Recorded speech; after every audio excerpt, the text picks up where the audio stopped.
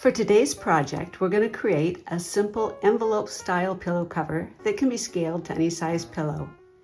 This is a beginner-friendly project that doesn't require any special tools or techniques.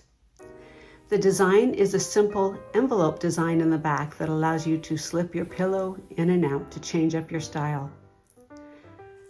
I purchased the fabric for this particular project during the 2025 Stitching Atlanta Shop Hop at two different delightful quilt stores. I got this beautiful plaid at String & Story, which is in Duluth, Georgia, and the fun pumpkins and ghosts I picked up at Quilt & Caboodle, which is in Cleveland, Georgia.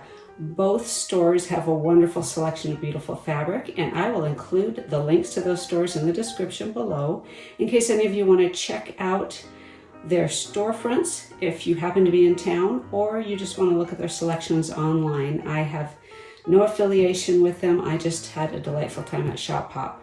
One of the things that makes this project so beginner friendly is that we don't need to worry about any interfacing.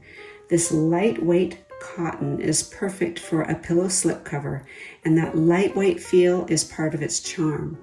I do recommend, however, pre-washing and drying your fabric to get any shrinkage out of the way, and then pressing it really well so that you get nice straight cuts.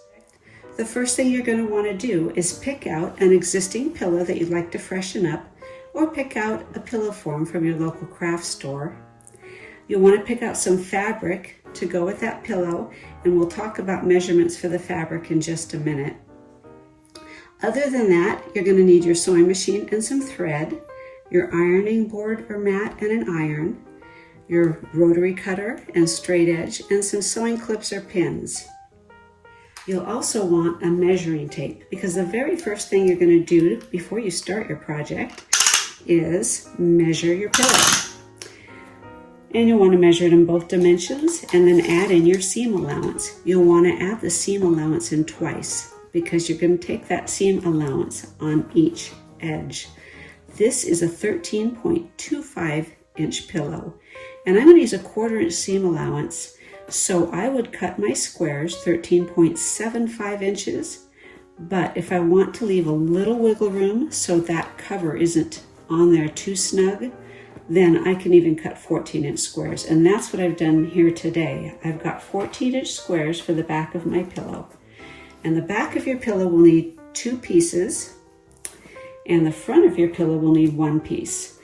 I'm going to do a little something different here. I have cut out 9 squares that I am going to sew together. I've already sewn this first row to show you. I'm going to go ahead and sew these other rows together, and then I'm going to sew each row together to make my 14 inch square for the front of my pillow. You could choose to do another decorative effect on the front of your pillow if you like.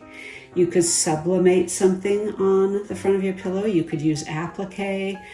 You could do some embroidery. Whatever you want to do for the front of the pillow, whether you want to keep it simple and just have a piece of pretty fabric there, or whether you want to do some decorative effect, that's completely up to you. But it is fun to know that you can get creative with this if you want.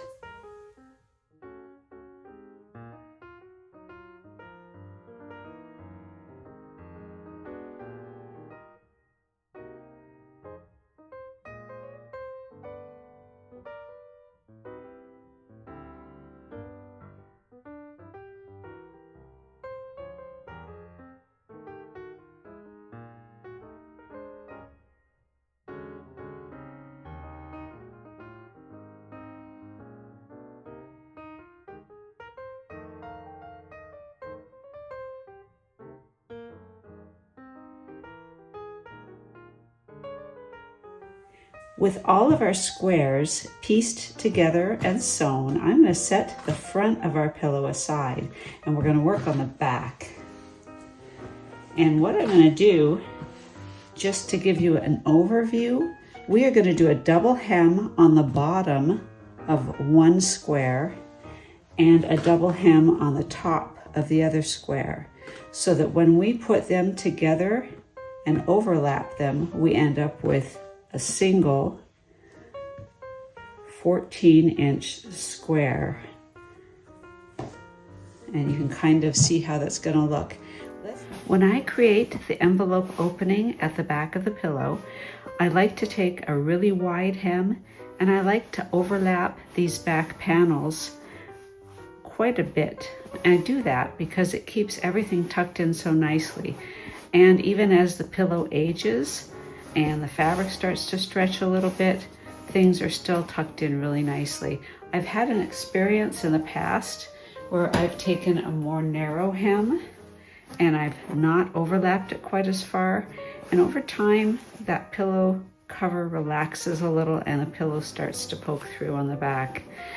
This has a 2-inch overlap and this is still happening. So to keep things really secure and keep that pillow looking sharp and straight, I compensate with a really generous overlap and a generous hem. Okay, I'm ready to hem this particular piece, and I have drawn a line across the bottom of this panel, 1.5 inches up. I've done that so that I can flip this over and fold along that line. The beautiful thing about this hem is that as long as it's straight, the size does not have to be exact. I'm going to do a double fold and then press that in place. And repeat for the other panel.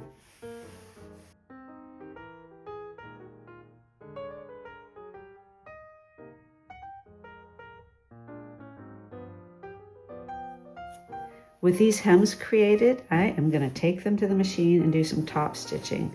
I'm going to top stitch along this outside edge of our hem as well as on the inside edge of our hem, taking a scant 1/4 inch seam allowance on both.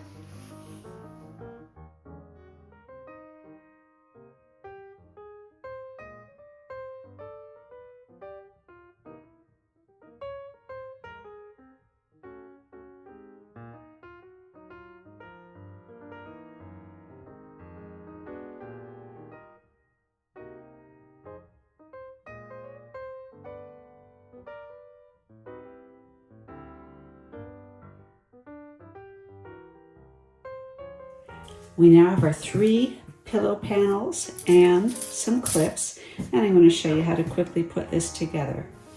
We are going to start with our pillow front, right side up, and the pillow back panel that you want to see the most of, you'll want to put down next. That one will lie right side down and top up on top of your front panel. I'm going to get all of that straight, and then we'll flip the other back panel over and line that up. Both of these panels, these back panels, are going to be lined up with the sides and corners of our front panel and clipped in place.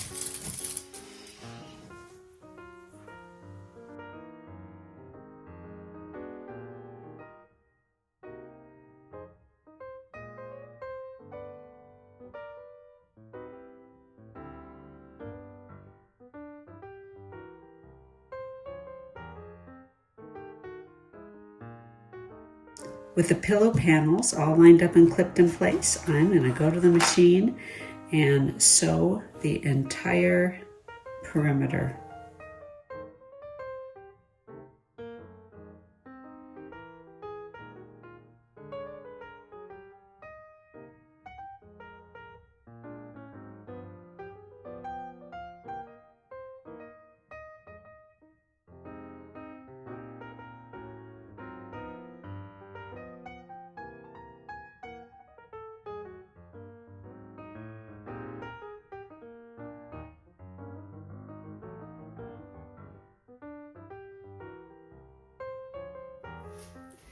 And that concludes our sewing. Before turning this right side out and tucking that pillow in there, I'm going to trim to about 1/8 of an inch seam allowance these corners.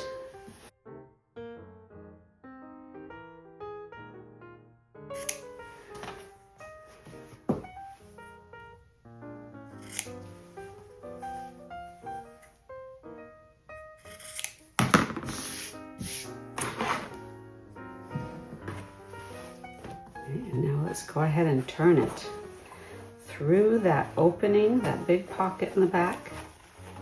And just turn the whole thing right side out.